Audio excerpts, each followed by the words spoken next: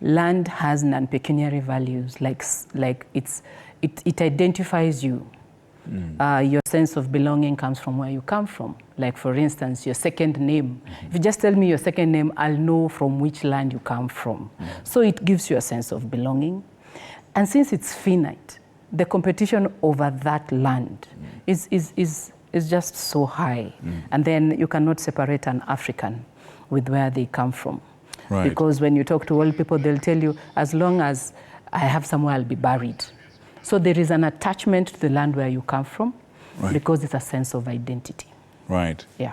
And I've just spoken about the non-pecuniary. Yes. The pecuniary, like the monetary value and the cost and how it is scaling and the investment part of it, it's almost obvious to everybody. That's a whole other ballgame. Yeah, but the memorialization part of land, where we say it carries our history, it carries our shrines, that's where we go to when we go to worship.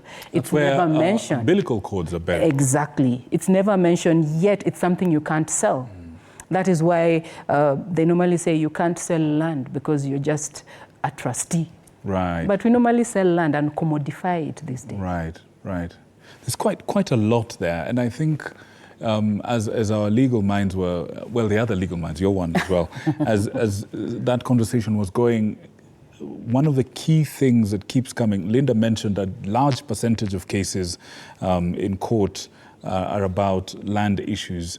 I think that the emotional attachment to land is something a lot of people, fail to consider in those transactions. But I've got another question for you, and in fact, two of them, and I can't quite make up my mind which one to start with. But let's go historically.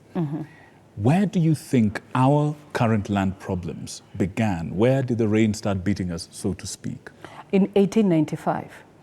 Tell me why. When actually, when some people say that Kenya started as a company, they're almost right.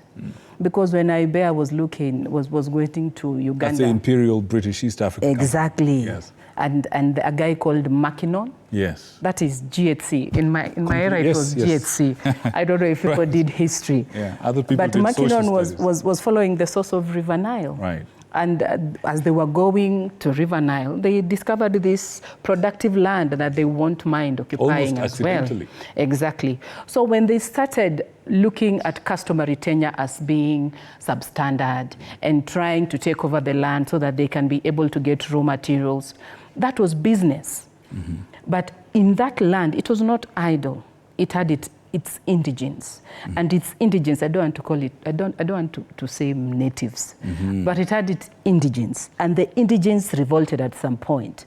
But before the indigents revolted, it was almost 50 years of slavery and brutality and cruelty from these owners of this company. They have, I never believe that they left. I just think they changed identity. The proxies. Yeah, they changed identity, because if you look at our land regimes, even the way they are right now, they're fashioned the way the colonialists actually left it.